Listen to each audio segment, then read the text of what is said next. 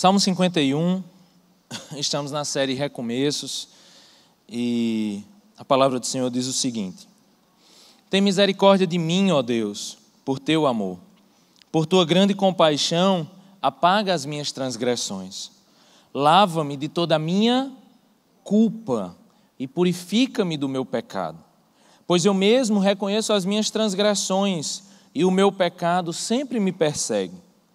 Contra ti, só contra ti pequei e fiz o que tu reprovas, de modo que justa é a tua sentença e tens razão em condenar-me.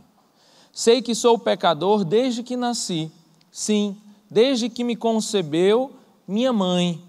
Sei que desejas a verdade no íntimo e no coração me ensinas a sabedoria. Purifica-me com hisopo e ficarei puro. Lava-me e mais branco do que a neve serei. Faze-me ouvir de novo júbilo e alegria, e os ossos que esmagaste exultarão. Esconde o rosto dos meus pecados e apaga todas as minhas iniquidades. Cria em mim um coração puro, ó Deus, e renova dentro de mim um espírito estável. Não me expulses da tua presença, nem tires de mim o teu Santo Espírito. Devolve-me a alegria da tua salvação e sustenta-me com um espírito pronto a obedecer. Então ensinarei os teus caminhos aos transgressores, para que os pecadores se voltem para ti. Livra-me da culpa dos crimes de sangue, ó Deus, Deus da minha salvação, e a minha língua aclamará a tua justiça. Ó Senhor, dá palavras aos meus lábios, e a minha boca anunciará o teu louvor. Não te deleitas em sacrifícios, nem te agradas em holocaustos, senão eu os traria. Os sacrifícios que agradam a Deus são um espírito quebrantado, um coração quebrantado e contrito, ó Deus, não desprezarás. Por tua boa vontade, fazes Sião prosperar. Ergue os muros de Jerusalém. Então te agradarás dos sacrifícios sinceros, das ofertas queimadas e dos holocaustos, e novilhos serão oferecidos sobre o teu altar. Vamos orar?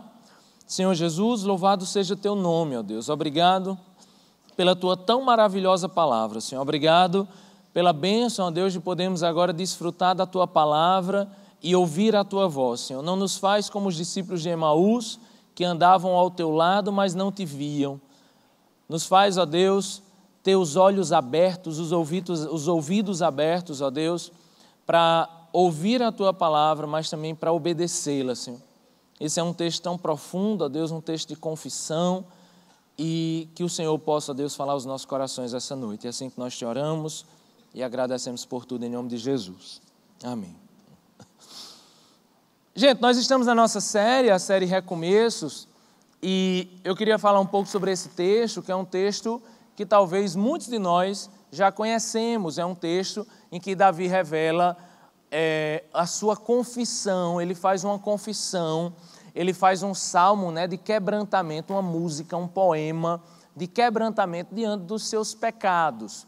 Como a gente está falando de recomeços, tem algo específico que eu queria falar com vocês, que está lá no versículo 2, eu até ressaltei isso na minha leitura.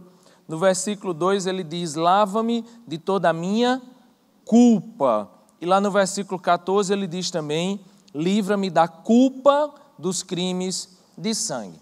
A questão aqui, gente, eu não sei se você conhece, mas a Bíblia fala que Davi, um homem segundo o coração de Deus, ele caiu de forma devastadora, ele caiu de forma muito grotesca até. A Bíblia fala que os reis foram à guerra, mas Davi não foi.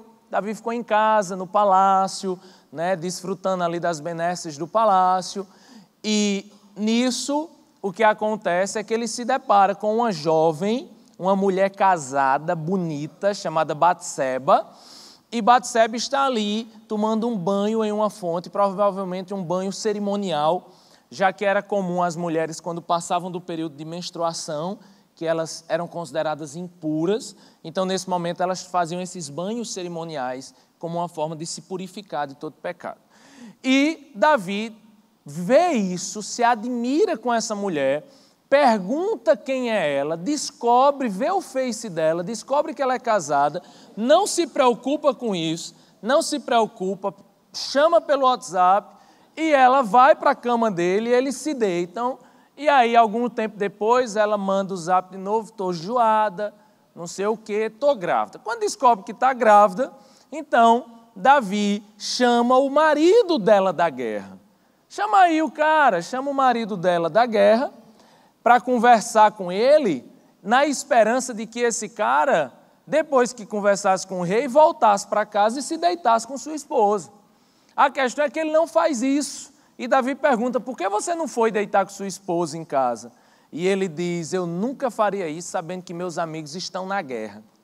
Aí ele diz, que coisa legal, vamos aqui em casa de novo, tomar uma cervejinha e tal. O negócio vai descambar mesmo. E aí ele embebeda o cara, o marido de Batseba.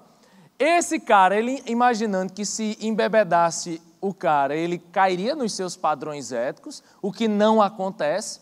Ele não vai de novo se deitar com sua esposa, o que faz com que Davi tome uma decisão mais séria. Davi, então, escreve uma carta ao comandante para que o comandante coloque o soldado, o marido de Batseba, no campo de frente de batalha para ser morto.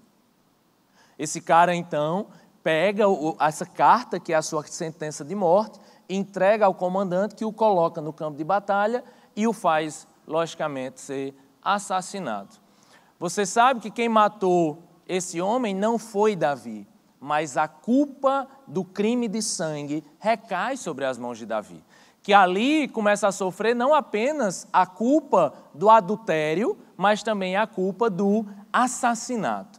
Meses se passam, ele casa com Batseba, recebe Batseba como esposa, Batseba já estava grávida, tem uma criança.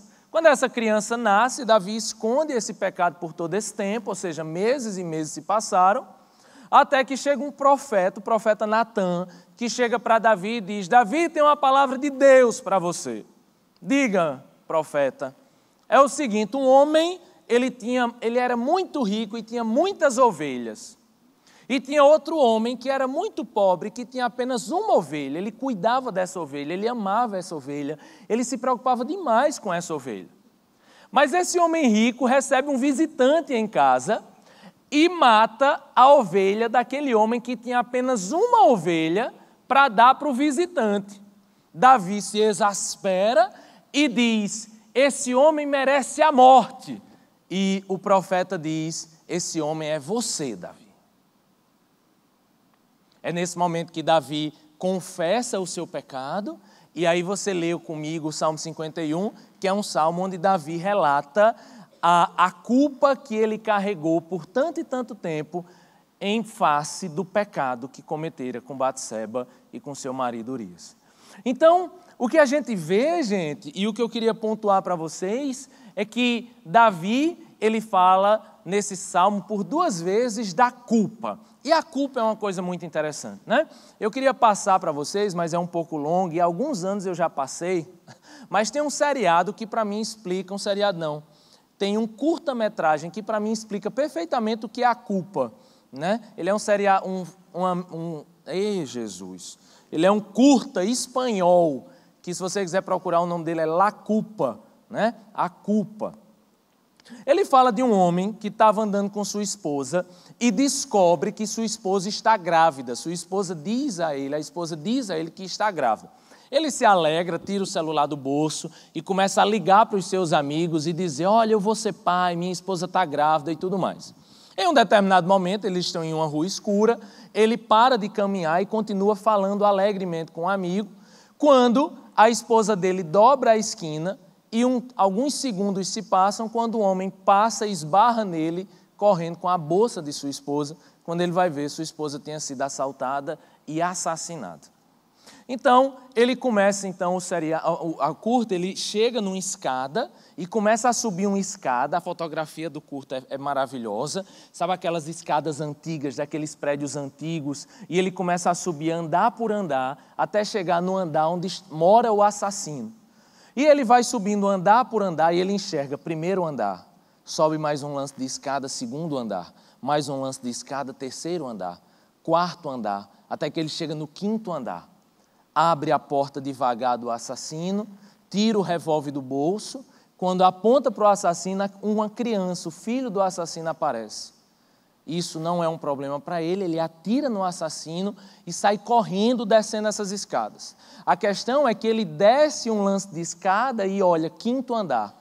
E aí ele desce mais um lance de escada, 5º andar. Mais um lance de escada e novamente 5º andar. E ele se desespera e começa a descer de forma bem angustiante, vários lances de escada, mas ele não consegue sair do 5º andar. Quando você começa a ficar angustiado com a cena, ele é como se despertasse, ele ainda está na porta do apartamento do assassino. Então ele abre a porta, se depara com o assassino, o filho dele aparece, ele baixa o revólver, perdoa o cara, volta às escadas e vai descendo. Ele desce mais um lance de escada, está no 4º andar, mais um lance de escada, 3º andar, e aí ele segue sua vida. Sabe o que esse seriado, o que esse curta me explica tanto? Ele me diz uma coisa que é verdade demais. A culpa nos aprisiona. E a culpa não apenas nos aprisiona, mesmo que andemos, mesmo que corramos, mesmo que a gente se esforce o máximo que pudermos, nós continuaremos no 5º andar. Davi, ele passa meses e meses e meses, de certa forma, esperando que a culpa se vá, esperando que ele se esqueça ou que Deus desconsidere, mas essa culpa começa a destruir o coração de Davi, destruir sua vida com Deus, a vida dele não progride, a vida dele não avança, uma pessoa presa na culpa, o casamento não anda, sua vida com Deus não anda, você não consegue andar, e mais, Davi diz que os seus ossos estavam sendo esmagados. Se a gente for fazer algumas leituras desses salmos, onde Davi confessa seus pecados, ele fala que ele tinha consequências físicas no seu corpo. Hoje antigamente isso podia parecer algo estranho, mas hoje a gente sabe que existem doenças psicossomáticas. Coisas que começam na nossa mente, uma culpa profunda na nossa alma, que começa a gerar consequências no nosso corpo. Davi vivia isso. Davi vivia preso numa culpa, andando e correndo e descendo e subindo lances de escadas, sem sair de lugar algum. Isso ia machucando Davi, isso ia destruindo Davi, seus ossos iam sendo esmagados e a vida dele não seguia para canto nenhum. Isso, gente, é alguém que vive preso na culpa. Eu falei muito seriado, que eu queria perguntar a vocês se vocês já assistiram o seriado Dr. House. Alguém já assistiu? Dr. House. Nossa, gente, poucas pessoas. O que é que vocês estão fazendo? Assistem a novela, é? Dr. House é um médico bem humano, né? Bem carinhoso, né? É um seriado bem interessante de um médico muito grosseiro. Eu não sou fã de Dr. House, mas teve um episódio que me marcou muito.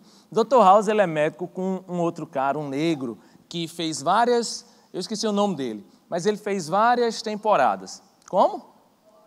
Nossa, vocês são fã mesmo, viu? Eu não entendi o nome, vou deixar para lá. Mas... ele tem um episódio que escolhem médicos para sair no outdoor. Talvez vocês que tenham assistido não tenham percebido, porque é um detalhe muito pequeno, mas me marcou muito. Eu lembro que escolheram alguns médicos para tirar foto para sair no outdoor do hospital, como a cara do hospital e tudo mais. E aí, nesse episódio, esse cara está vivendo um caso extraconjugal, ele está traindo sua esposa. Só que aí o que acontece é que, apesar de terem tirado foto de vários médicos, ele é escolhido como o médico referência do hospital. E tem um momento que ele, saindo da casa da amante, com toda aquela sensação de podridão, de o que é que eu estou fazendo, ele olha para o outdoor e está escrito algo que eu não lembro bem, mas é algo como se fosse médico exemplar.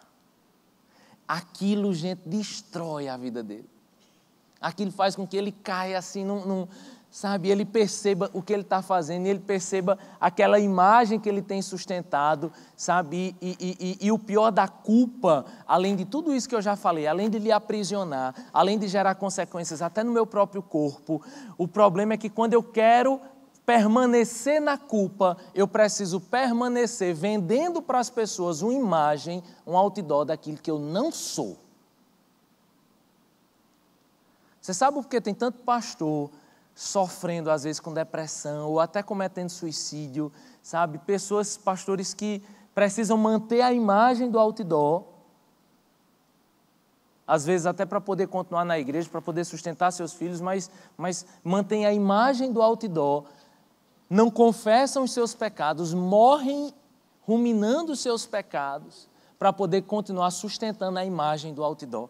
E aquele outdoor, gente, ele é completamente falso. Talvez muitos de nós aqui estamos sustentando, em meio a todas as nossas crises e em toda a nossa culpa, estamos há meses ou há anos sustentando uma imagem de um outdoor. A imagem do marido perfeito, a imagem do crente perfeito. Davi sustentou isso por muito e muito tempo, até o momento em que essa culpa o massacrou tanto, que ele pediu 3 coisas ao Senhor. Vamos ver as coisas que Davi pediu ao Senhor? Vamos ler comigo. Lá no versículo 7, Davi vai pedir 3 coisas, entre o versículo 7 e 12. A primeira coisa que Davi pede está lá no versículo 7, ele diz assim: purifica-me com hisopo e ficarei puro. No versículo 10 ele diz: cria em mim um coração puro, ó Deus.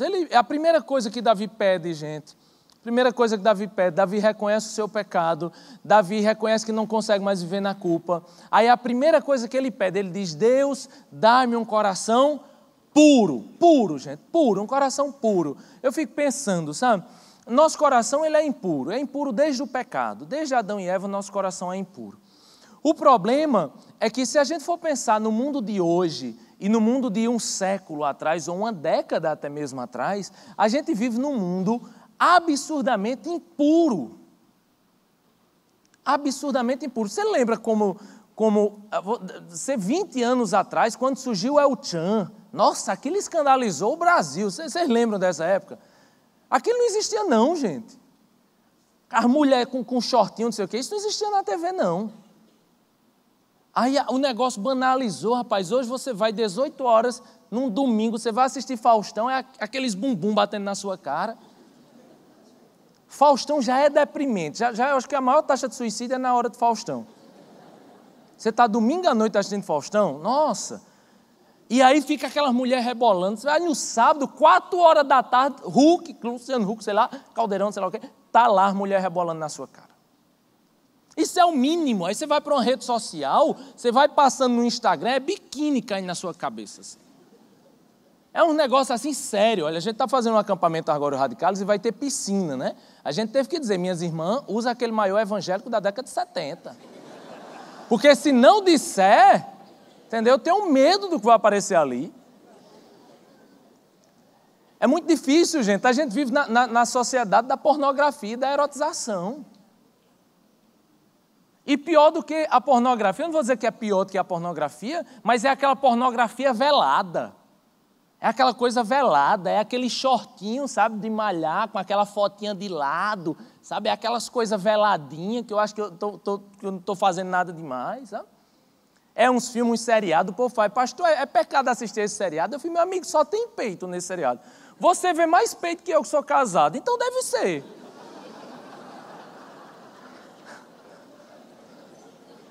Deve ser pecado, meu. Você vai assistir um negócio que só tem peito aparecendo. Peito, gente transando, sei o quê. Ah, isso não é um filme pornô, não. Como não é um negócio desse? Eu fecho os olhos, tá bom, Jesus? Né? Quer ser mais santo que não sei. Não. É muito difícil, gente. A gente vive numa sociedade extremamente erotizada. E além dessa pornografia disfarçada, de novela que passa 10 minutos a mulher tirando a roupa na penumbra do chuveiro e não sei o quê, você acha, é a cena acontecendo. Não está acontecendo nada, é a mulher tirando a roupa, só para chamar a sua atenção. Então, além dessa pornografia velada, ainda existe a pornografia que tem destruído vida, gente, que tem destruído nossa vida. Veja, nós não somos a geração da pornografia. Meu pai era dono de uma banca de revista e foi até eu ter 25 anos. Então, eu via como é que o povo comprava pornografia. Chegava o cabo na loja do meu pai, lá em Patos, aí fazia assim, me dê uma Caras, uma Veja, uma Isto É, uma super interessante. Me dê aí uma 4 rodas, a Globo Rural e aquela, Romildo. Aí meu pai ia, pegava o Correio da Paraíba, enrolava o negócio, parecia que estava enrolando maconha. Enrolava, botava uma corda, o cabo botava a Playboy no meio das outras 7 revistas, aquilo tudo era para levar a Playboy, não ia ler as outras. Aí ia escondido, rapaz, para ninguém ver a Playboy dele. Isso era uma luta, você vê pornografia, tem que ser um herói, entendeu? Chegava em casa, a danada da revista, tinha que botar debaixo da gaveta das roupas do inferno, para ver se ninguém via. Ainda o povo achava, gerava problema. Isso era uma coisa. Hoje, depois de computador, o negócio ficou difícil. Agora com smartphone, gente, é sério demais, gente. As pessoas estão... Veja, pornografia tem destruído casamento. Pornografia tem destruído, não casamento. Antes disso, tem destruído a sanidade das pessoas. É sério, gente. Pornografia é uma adicção. Eu trabalho com jovem há 10 anos, falo de pornografia há 10 anos. E graças a Deus que antes eu falava de pornografia, era discurso moralista. Hoje é discurso de saúde pública. Você fuma crack, gera dopamina em você, vicia. Você usa pornografia, gera a mesma dopamina. Já existem estudos hoje. Pornografia gera adicção. Existem pessoas adictas em pornografia. Tem estudo que diz que uma das causas de maior atraso em trabalho, de maior falta de produtividade no trabalho, vem da pornografia. De pessoas que passam a madrugada olhando pornografia, chegam no outro dia para trabalhar e não consegue render. Pornografia tem destruído vidas. A gente tem acompanhado, gente, pessoas que não conseguem se excitar com a esposa, porque só conseguem se excitar com pornografia. Quando eu falo que era difícil para Davi manter a pureza, eu estou querendo que a gente entenda como é difícil para a gente hoje manter a pureza. Davi era um homem segundo o coração de Deus. Imagine como é difícil para nós. Agora eu vou lhe dizer outra coisa. Imagine como é difícil para nós, que tivemos ainda na nossa adolescência e na nossa infância, um contato ainda mais sutil ou não tão escancarado com a pornografia. Agora imagine crianças hoje, gente, que são expostas em grupos de WhatsApp. Criança, não sei porque danado, você bota um celular de uma criança de 5 anos com um celular. Ela vai falar com quem? Com o chefe? Mas não... Aí bota um menino de 5, 10 anos, 15 anos, os meninos parecem uns empresários chegando de celular na escola. Menino com grupo de celular, de WhatsApp, com 10 anos, grupo só dos meninos, tá mandando nudes. Sabe o que é nudes? Manda aí um nude. Aí as meninas... Gente, hoje é a geração de hoje, as crianças de hoje. Veja, a gente vai fazer um congresso de pais, eu vou falar isso para vocês. As crianças hoje de 10 anos, antes de beijar na boca, já viram o pênis dos meninos. Por foto, já mandaram nudes por celular. Hoje é uma coisa que a sexualidade vem antes da afetividade. Imagine se é difícil manter a pureza hoje, nós, a geração que surgiu com a internet. A internet surgiu depois que nós nascemos. Agora imagine os meninos que nascem na geração da internet. E aí, se é difícil para nós... Imagine como é difícil agora para as nossas crianças e nossos adolescentes, que têm, desde muito mais do que nunca, tem que viver, gente, na igreja, servindo ao Senhor, com um pai e uma mãe que olha celular, que vê senha. Vê senha, vai todo dia bater o checklist do celular dele. Tem grupo de WhatsApp hoje que é grupo de pornografia. Tem gente aqui, empresário, que está no grupo da empresa, que só tem foto de mulher nua e sabe disso, e ainda diz para a mulher, mas eu não baixo. Você tem o poder de Jesus, né, para fugir do pecado. Está lá os vídeos pornô, mas você não está baixando. Então, beleza. Sai do grupo. Sai do grupo. Se a gente vive num mundo hoje de impurezas, o que a gente tem que fazer, gente, é fugir disso. E é difícil. É difícil porque você vai ver um Instagram da vida, você vai olhando no Instagram, os biquíni caem na sua cara. É difícil, você está no Facebook, você está em qualquer coisa hoje, rede social, e é tudo velado, e é tudo escondido. É uma impureza escondida, velada. Saiu uma pesquisa agora, eu estou dizendo isso muito, saiu uma pesquisa hoje agora na Inglaterra, nesses dias. A pior rede social do mundo é o Instagram. O nível de anorexia entre adolescentes na Inglaterra subiu 800%. Pela cultura da estética, a estética que se rende à ética, sabe? A estética que está acima da ética. Pela cultura do filtro, pela cultura de ver as meninas e, eu quero ser igual a essa menina, e mete o dedo na boca. E da gente se encantando e mais, e fingindo, e vivendo uma falsidade, sabe? Sabe o que é, além da pureza sexual, a pureza financeira. A pureza, sabe, de não ter um coração ganancioso. É outra coisa difícil. Principalmente por causa desse povo que tem que tirar foto do prato e postar no Instagram, para quê? Não precisa saber que você está você tá em Paris tomando café, de frente para a Torre Eiffel. Eu não preciso, você não precisa dizer isso para todo mundo. Aí a gente vai vendo, rapaz, o carro novo da irmã, rapaz, olha a viagem nova da irmã e do irmão, sabe? Aí isso vai gerando um coração impuro, porque vai gerando em nós um coração ganancioso, de ter para mostrar que tem, de comprar um negócio que não precisa com dinheiro que não tem, sabe? O marketing desde sempre, gente. Sabe qual é a ciência do marketing? A ciência do marketing não é lhe mostrar o que tem para vender, é comprar o seu desejo, é fazer com que você deseje algo que você não desejava. Você não precisava disso.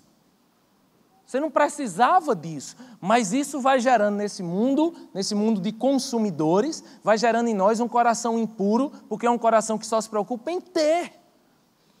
Isso era difícil para Davi, gente. Isso era difícil para Davi se manter puro. E olha que Davi era um homem segundo o coração de Deus. Imagine nós, no mundo que nós vivemos. A nossa oração todos os dias tinha que ser: Senhor, me dá um coração puro, Senhor. Puro. Longe das impurezas sexuais desse mundo. Longe das impurezas, sabe, econômicas, consumidoras desse mundo. Consumistas desse mundo. Segunda coisa que Davi pede, ele diz: Senhor, no versículo 10, ele diz: cria em mim um coração puro e renova dentro de mim um coração estável. Gera dentro de mim um coração estável, gente. Coração estável é interessante, né? Coração estável é interessante porque Tiago, não eu da Bíblia, ele diz: Senhor, não me faz viver com ânimo dobre. Ânimo dobre. Ânimo dobre é uma pessoa que, do grego, a tradução seria uma pessoa de duas almas. Uma pessoa que parece duas pessoas ao mesmo tempo. Tem gente que é meio bipolar, né? Você já viu esse povo bipolar? Acorda de manhã, olha para você e faz: bom dia! Olha que eu nem sou dessas pessoas que gostam de dar bom dia de manhã. Sim, pessoa que acorda de manhã: bom dia! Não, eu não sou assim. Eu preciso de meia hora para começar a dar bom dia. Né? Eu até tenho medo de quem já acorda dando bom dia. Eu acho que essa pessoa é meio perigosa. Mas, sabe esse povo que tem dia que está super feliz com você, aí tem dia que passa, nem fala com você? Esse povo é meio bipolar, parece, às vezes. Né? Mas tem gente que é assim espiritualmente. Tem gente que chega na igreja um dia e está dando louvor, dando pirueta, cambalhota. Sabe, Senhor, Tu és lindo, Tu és bom, está em todos os ministérios, em todos os cultos. Aí passa um mês, cadê o irmão? Cadê o irmão? Cadê o irmão? Ganhou na Mega Sena, foi promovido. O que ele diz é: Senhor, me dá um espírito estável, porque um espírito estável, gente, é um espírito que não está vinculado às circunstâncias da vida. Um espírito instável é um espírito que não está submisso às rodas gigantes da vida. O problema é que a gente vive com a nossa vida espiritual na dependência das circunstâncias da vida. Se eu estou solteiro e estou triste por isso, aí eu estou buscando a Deus. Mas aí eu arranjo namorado, aí eu me afasto de Deus. Se eu estou, mal financeiramente, aí eu estou buscando a Deus. Mas aí quando eu ganho um dinheiro a mais, aí eu estou afastado de Deus. Isso é uma pessoa de ânimo dobre. Essa é uma pessoa onde as circunstâncias da vida fazem com que elas estejam bem com Deus ou elas estejam distantes de Deus. O problema é que as pessoas que vivem assim, gente, essas pessoas não têm ao Senhor. Tem uma história que diz que tinha o céu e o inferno, um negócio assim. Essa história é uma história. Aí tinha o céu e o inferno que era dividido por um muro. Aí tinha o povo aqui do céu andando no lugar, aí de lá do muro tinha o povo andando lá no inferno, e tinha um povo que andava em cima do muro. Aí o cabra chegou no céu, né? O cabra chegou no inferno, aí disse: Satanás, isso aqui é o quê? Isso aqui é o inferno. Isso é quente, aqui é igual a pato. Você fez: é. Aí fez: e ali é o quê? Ali é o céu. É, rapaz, e aí? Não, aí é porque aquele povo que está do lado de lá, a gente perdeu. Perdeu, não tem mais jeito não. Se está do lado de lá, não tem mais o que fazer não. E quem está aqui junto com a gente? Não, aqui quem está no inferno mesmo, está com a gente, deu certo, veio para cá, tudo mais. Aí ele fez: mas e o povo em cima do muro? O povo em cima do muro é do cá também. E por que eles estão em cima do muro? Porque eles acham que eles são de lá. A questão, gente, é que quem está em cima do muro não está. Entendeu? A grande conclusão teológica que eu vou dizer para você depois dessa história é que quem está em cima do muro não está. Não está. Quem vive de um espírito instável lá e cá não está. Não está. O que Davi diz é: Senhor, me dá um espírito estável e me faz, no versículo 8, ouvir de novo júbilo e alegria. E os ossos que esmagaste exultarão. No versículo 12, devolve-me a alegria da tua salvação e sustenta-me com o espírito pronto a obedecer. Terceira coisa que Davi pede, gente, é a alegria da salvação de volta. Jesus fala isso à igreja de Éfeso, na carta de Apocalipse, escrita por João. Ele diz assim: Éfeso, conheço suas obras, tem coisas que me agradam, mas tem uma coisa que não me agrada, a igreja de Éfeso. Vocês precisam voltar ao primeiro amor, e vocês precisam saber de onde vocês caíram. Sabe o que é voltar ao primeiro amor, gente? Sabe o que é voltar a ter a alegria da salvação? Você lembra quando a gente se converte? Quando a gente se converte é uma coisa maravilhosa, pai. Você vai na semente, você compra 3 Bíblias. Me dê aí 3 Bíblias. Mas é tudo igual, mas eu quero ler 3.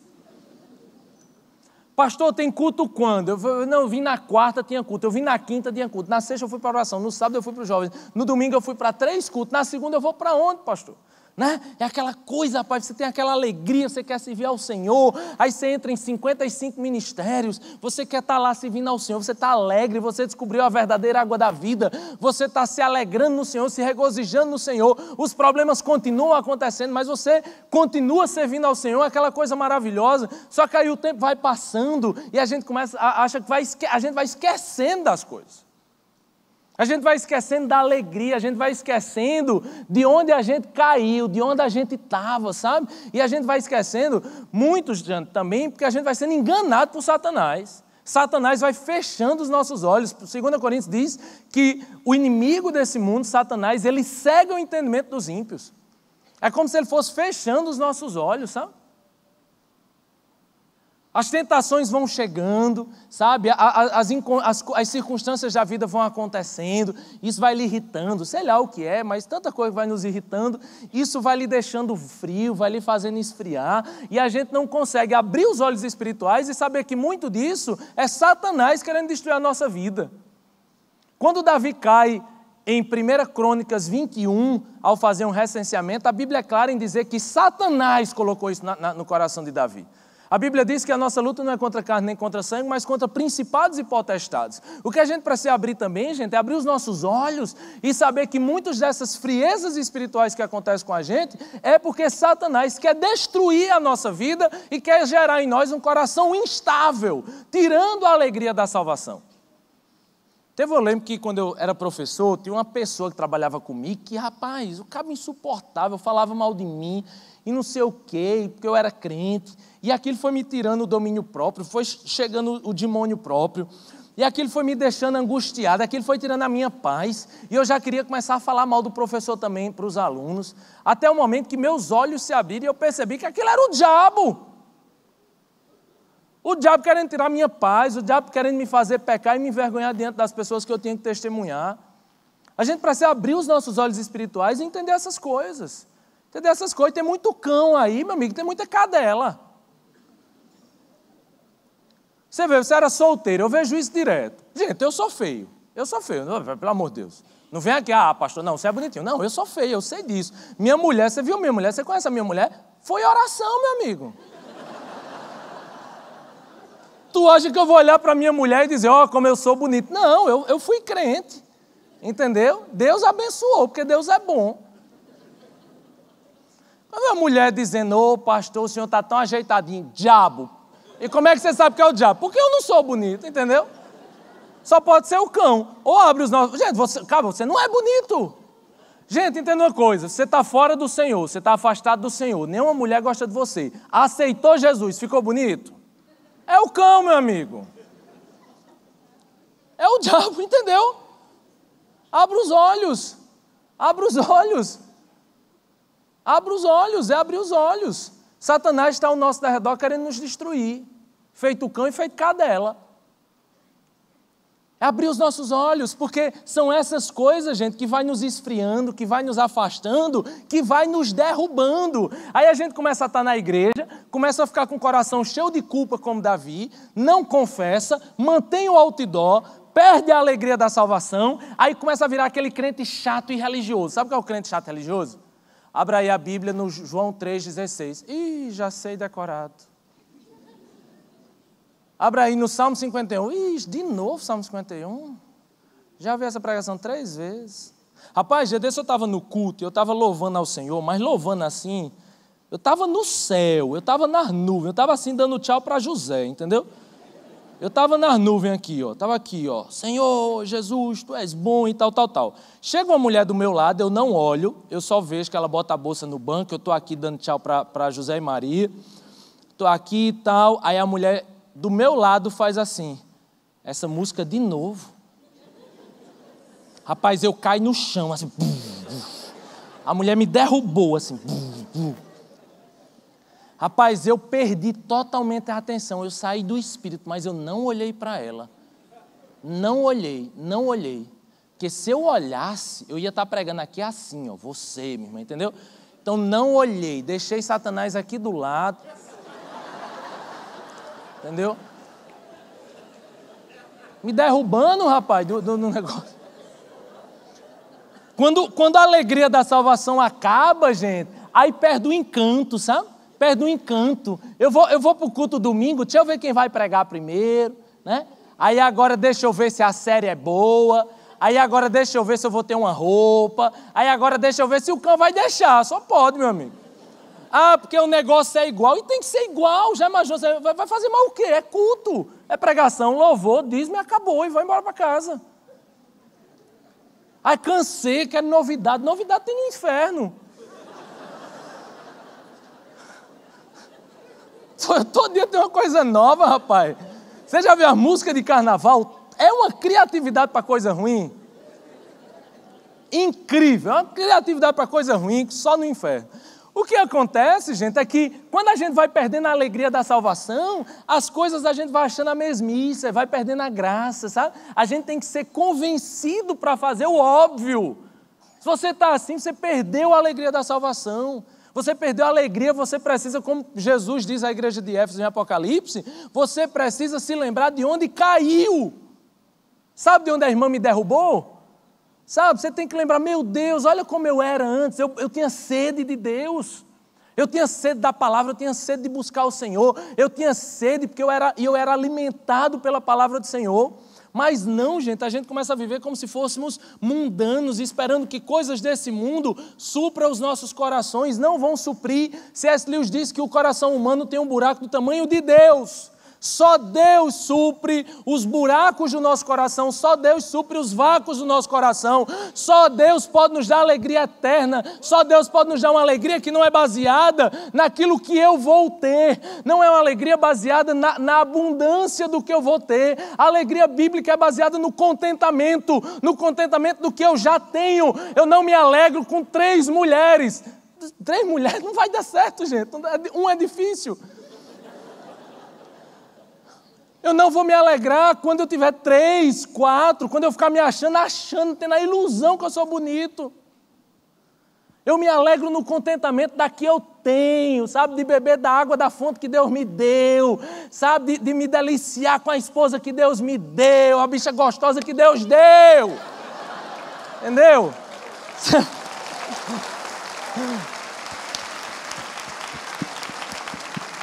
É olhar, rapaz, a gente tem um negócio assim, bonito é o dos outros, não, bonito é a minha, bênção é a minha. A Bíblia diz que a alegria, gente, não está em ganhar coisas novas, a Bíblia diz que a alegria está em se contentar com as que temos.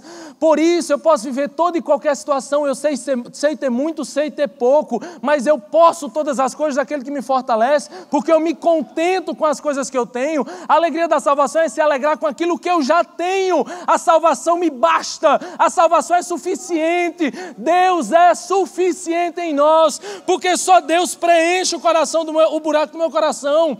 O problema é que quando queremos preencher o nosso coração com coisas desse mundo, você tem a ilusão que seu coração está cheio, não está. A bebida, sabe, as drogas, a prostituição, tudo isso lhe dá uma falsa alegria. Aparentemente seu coração está cheio, mas não está. É apenas idolatrias no nosso coração. Idolatria é quando eu quero preencher os vácuos do meu coração com qualquer coisa que não é o Senhor. Só o Senhor preenche completamente o nosso coração e nos dá a verdadeira alegria. Não é a alegria do que eu vou ter, eu vou ganhar, é a alegria do que eu já ganhei, do que eu tenho, do contentamento, gente.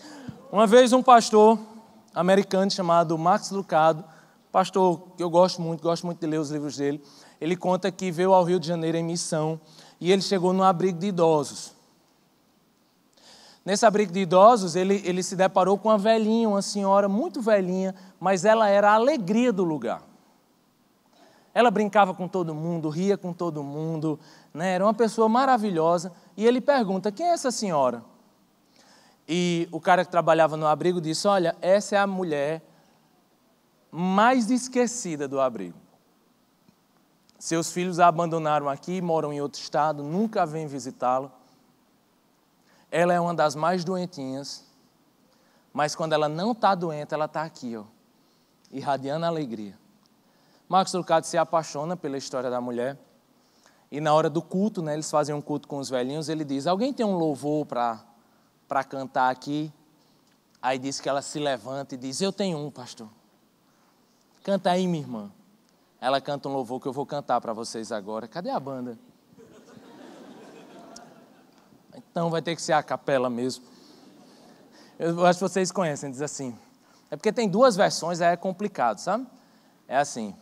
Conte as bênçãos, conta quantas são recebidas da divina mão. Ou de uma vez, olha e verás surpreso quanto Deus já fez. Tem outra versão que eu aprendi assim. Conta as bênçãos, conta quantas são recebidas da divina mão, uma a uma ou todas de uma vez, e verás surpreso quanto Deus já fez. Fez. Uma mulher que está ali sozinha, doente, mas essa mulher sabe o quanto Deus já fez. E ela se alegra na salvação, naquilo que Deus já fez. Davi pede 3 coisas a Deus. Um coração puro, ele pede para ter um espírito estável, não vinculado às circunstâncias, mas a quem Deus é para ele, e ele pede de volta a alegria da salvação. Para a gente encerrar, os últimos versículos, se você puder ler comigo, ele diz no versículo 16, não te deleitas em sacrifícios, nem te agradas em holocaustos, senão eu os traria. Os sacrifícios que agradam a Deus são um espírito quebrantado. Um coração quebrantado e contrito, ó Deus, não desprezarás. Por tua boa vontade fazes Sião prosperar, ergue os muros de Jerusalém. Então te agradarás dos sacrifícios sinceros, das ofertas queimadas e dos holocaustos, e novilhos serão oferecidos sobre o teu altar. Davi aqui ele começa a falar sobre sacrifício e sobre o que seria um sacrifício aceitável a Deus, o que seria um sacrifício sincero a Deus. Esse texto e alguns paralelos são bem possíveis nesse texto de Davi com um outro pecado dele. Eu não sei se você sabe, eu estava falando ontem com a juventude sobre esse outro pecado de Davi. Davi, instigado por Satanás, como eu já lhe disse, ele foi instigado a fazer um recenseamento do povo, um IBGE lá da vida, para contar quantos soldados tinham. O problema é que ele fez isso com um coração completamente vaidoso. E quando o seu general Joabe chega com o resultado, a Bíblia diz que Deus derrama juízo sobre Israel. Davi então reconhece o seu pecado, e aí chega um profeta, não mais o profeta Natã, que exortou o pecado que a gente está vendo no Salmo 51, mas um outro profeta chamado Gade, que chega para exortar Davi. E aí Gade chega com a palavra de Deus para Davi. Quem quer uma palavra de Deus aqui? Olha que coisa maravilhosa. Vamos ouvir essa de Davi, talvez seja para você. Né? Vamos ver. Gade chega para Davi e diz, Davi, eu tenho uma palavra de Deus para ti. Davi, aleluia, glória a Deus, fala vaso, varão de guerra. Ele diz assim, Deus te diz o seguinte, preferes 3 anos de fome, Tu preferes 3 meses perseguido pelos teus inimigos, ou você prefere 3 dias debaixo da minha mão? Quem recebe essa? Diga amém.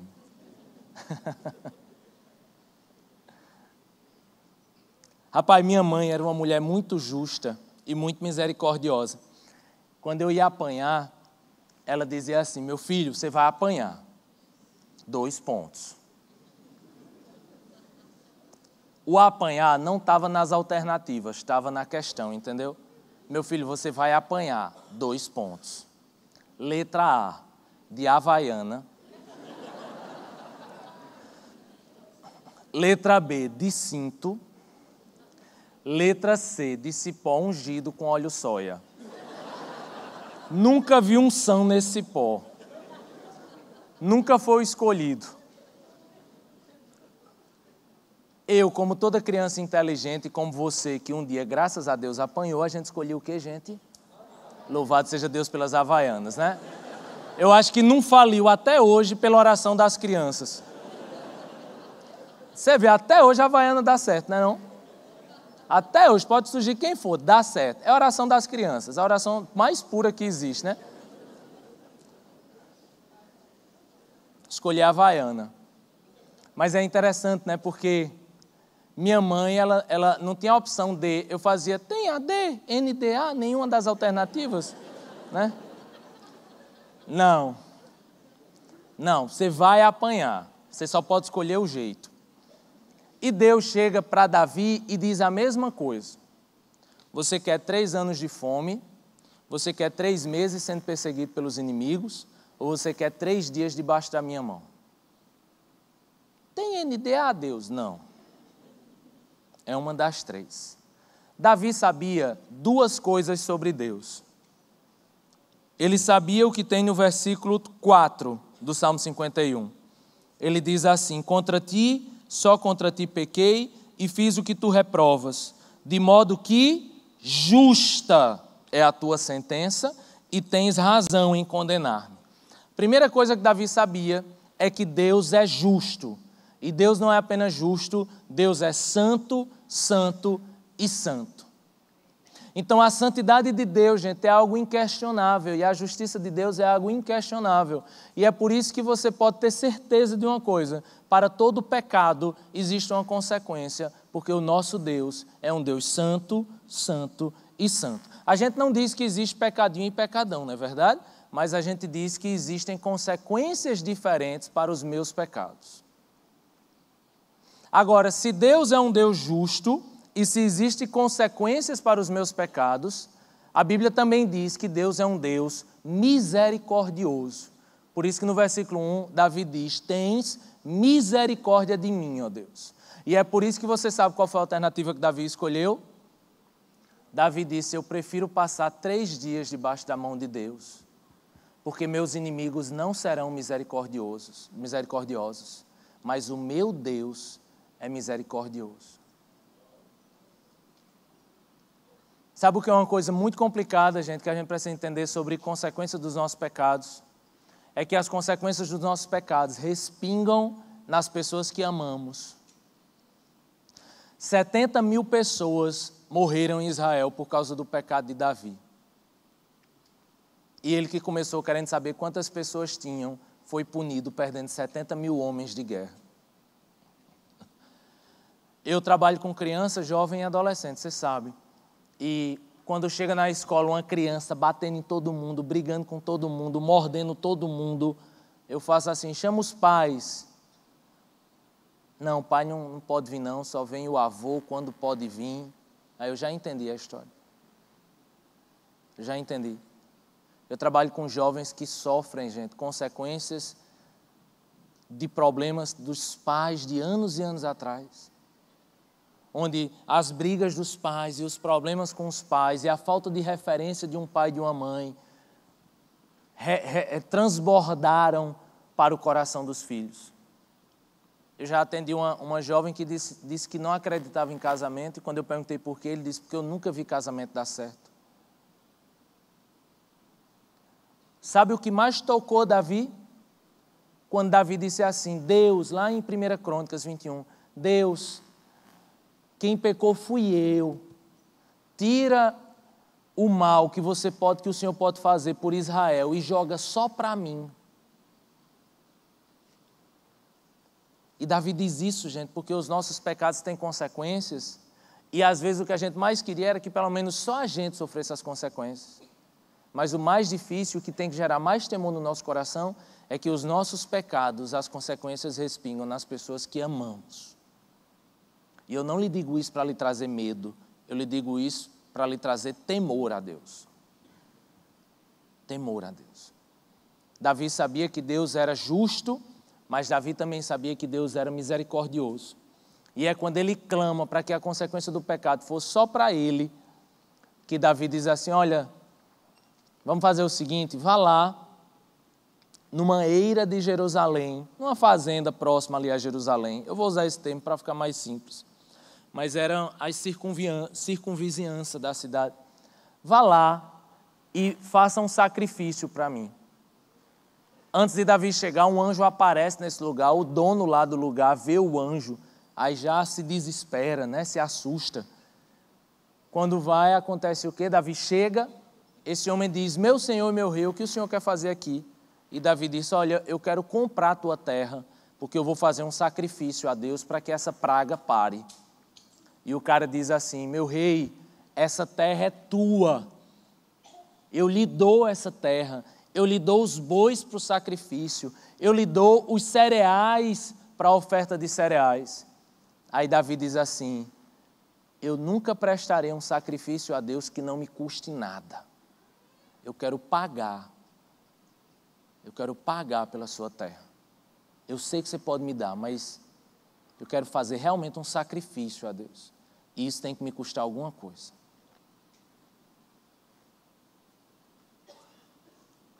Eu estava pensando sobre isso esses dias, porque a banda pode subir já, eu bati no meu carro. Eu estava andando na rua normal, dirigindo, do nada um carro dá ré e bate no meu carro. Eu pensei que foi um anjo que chutou meu carro, ou um demônio. Não tinha lógica, gente. Do nada meu carro bateu e eu não sabia onde tinha batido. Eu estava andando normal na rua. Eu descobri que foi um cara que deu ré rápido e bateu, uma pessoa que bateu. E aí surge aquele problema, né? Eu tinha seguro, ele não tinha seguro, e aquele moído. Aí meu carro vai esperar as peças, aí você já fica sem carro. Aí depois, aí vai esperar as peças chegar, depois chegam as peças, aí você fica sem carro. Aí diz, vai demorar, vai ser rápido, aí não é. Aí você vai andar de Uber, vai andar de táxi, vai andar com os amigos, vai pedir carona, vai pagar diária de carro e não sei o quê. Até que, louvado seja o Senhor, o carro ficou pronto, né? Chego lá para pegar meu carrinho novo, rapaz, ajeitado. Eu faço, moça, cadê a chave? Estou doido para ver meu carrinho de novo. Ela faz, calma, senhor, fica aqui que a gente vai acertar a franquia. Aí eu, franquia? O que é franquia?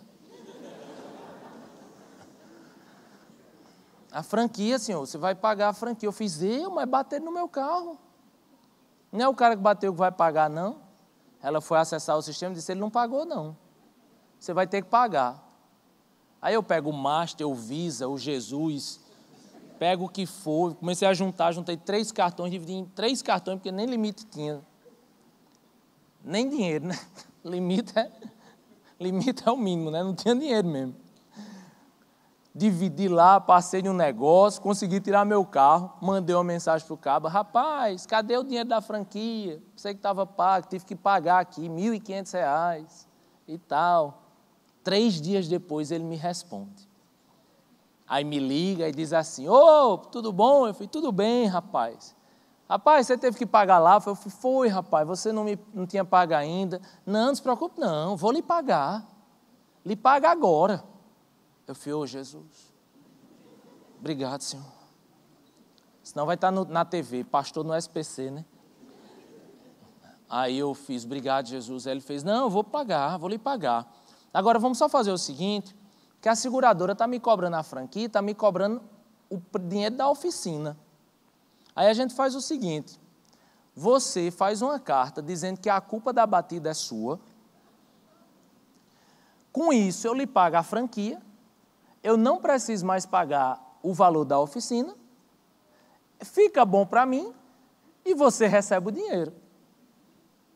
Aí eu estranhei e fui olhar quem é que estava falando, né? Porque eu pensei que ia estar assim, Satanás escrito no salão.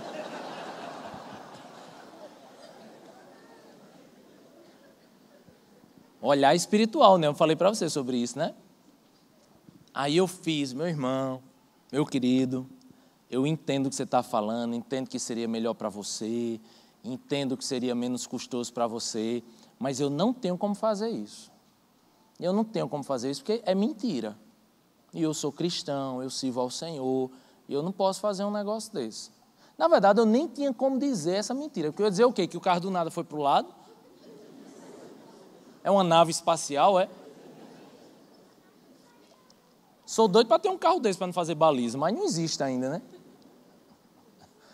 Eu disse, meu irmão, não posso fazer isso. Aí ele fez, pois eu não vou lhe pagar. Aí eu falei, tá certo. Ele desligou o telefone, gente. Eu pensei que ele ia se conscientizar. Pensei que ele ia aceitar Jesus. Eu mandei uma mensagem para o meu amor, fiz, amor, não tem aquela franquia lá? Ela fez, tem, vai vir mais não. Fui dar logo a boa notícia para ela, né? Interessante, gente, que quando eu me converti, um pastor me disse assim, a vida de um cristão é uma vida de sacrifícios. E é uma vida de sacrifícios caros. Caros em vários aspectos. Me alertaram desde o começo que uma vida cristã era uma vida de sacrifícios. Agora, sacrifícios que custam para a gente. Se você vive uma vida com Deus sem sacrifício algum, você não vive uma vida com Deus. Se o cristianismo é uma conveniência para a sua vida, ele é tão bom que ela é uma simples conveniência para a sua vida, você não vive um verdadeiro cristianismo. Porque para a gente ser cristão verdadeiramente, isso vai gerar muitos sacrifícios para nós. Sacrifício que gerou a Davi de entender o seu pecado e de dizer, eu vou fazer sacrifícios que sejam relevantes e que me custem algo. Sacrifício de perder R$1.500. Mas deixa eu lhe dizer uma coisa. R$1.500 mais pobre, mais feliz. Com paz do Senhor no meu coração, sem culpa e feliz na alegria, não daquilo que eu perdi ou do que eu vou perder, que ainda vou perder muita coisa, por ser cristão. Mas a alegria daquilo que eu já recebi, a salvação eterna. É nessa alegria que a gente precisa se regozijar. Que o Senhor nos abençoe, amém?